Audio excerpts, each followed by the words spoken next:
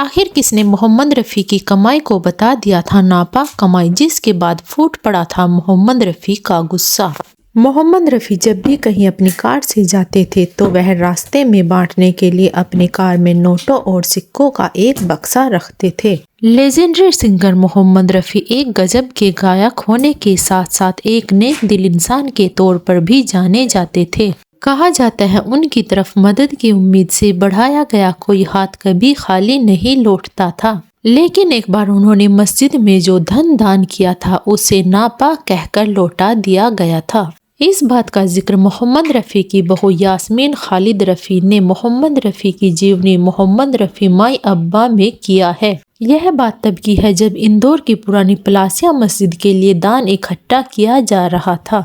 अपने दान किए जाने की आदत के कारण मोहम्मद रफ़ी ने 5,000 रुपये तब मस्जिद में दान किए थे, लेकिन मोहम्मद रफ़ी की दान की गई रकम को वापस लौटा दिया गया था। लेकिन जब यह रकम लौटाए जाने की वजह सामने आई तो हर कोई हैरान रह गया था और मोहम्मद रफ़ी भी पूरी तरह शॉक्ड हो गए थे। यास्मीन ने 2012 में लिखी अपनी किताब में बताया है, मस्जिद समिति ने फैसला किया था कि मोहम्मद रफ़ी की कमाई का इस्तेमाल मस्जिद में नहीं किया जा सकता क्योंकि उनकी कमाई पाक नहीं है, क्योंकि इस्लाम में गाने को जायज पेशा नहीं माना जाता है। इसलिए कई धार्मिक हस्तियां ऐसे जरिए से कमाए गए पैसे को अस्वीकार कर देती थी। मोहम्मद रफ़ी बहुत ही शांत और शालीन शख्सियत के मालिक थे जो रुक रुक कर बोलते थे, लेकिन उस दिन उन्होंने अपना आपा खो दिया और एक ही सांस में सब कुछ बोल गए।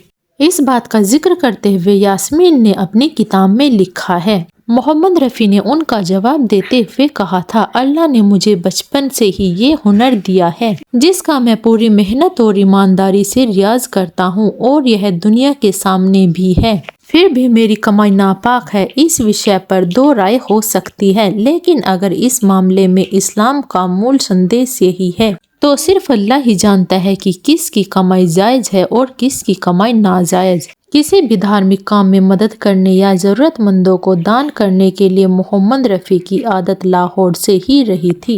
मोहम्मद रफ़ी की यह आदत बचपन से ही थी जब वह एक फकीर से आकर्षित हो गए थे। कई कहानियों में यह भी बताया जाता है कि फकीर से प्रेरित होकर ही मोहम्मद रफ़ी ने मन ही मन संगीत को अपना जीवन बनाने का इरादा पक्का कर लिया था। जिस फकीर से मोहम्मद रफ़ी प्रेरित हुए थे वह फकीर सूफी कविताओं के गीत गाते थे। यास्मीन की किताब के अनुसार अब्बा हमेशा अपनी कार में नोट और सिक्कों से भरा एक बक्सा रखते थे। यास्मीन लिखती है, जब गाड़ी ट्रैफिक सिग्नल पर रुकती थी तो भिखारी उन्हें हाजी साहब, रफ़ी भाई या रफ़ी साहब कहकर पुकारते थे और हाथ आगे बढ़ा देते थे। अब्बा पूरे सफर में पैसे बांटते रहते थे, उन्होंने कभी किसी हाथ को खाली नहीं छोड़ा। रफ़ी साहब ने इसके पीछे की वजह बताई थी। वह कहा करते थे कि बचपन से ही मेरी यही आदत रही है।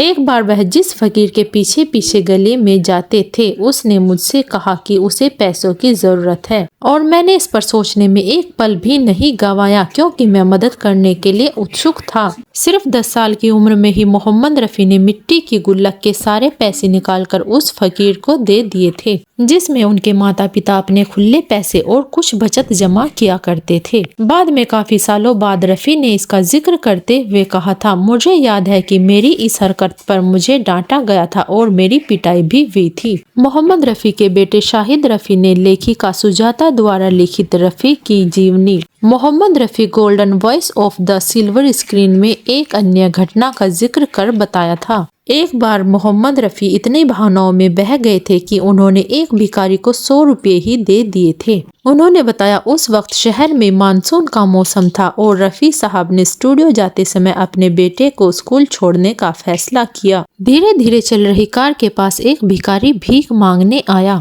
लेकिन उस दिन मोहम्मद रफ़ी के पास सिक्के कम पड़ गए थे। उन्होंने भिखारी से कहा, इंशाअल्लाह अगली बार ले लेना। लेकिन भिखारी ने खिड़की के अंदर झांक कर गाना शुरू कर दिया और यह गाना था, पहले पैसा फिर भगवान, बाबू देते जाना दान।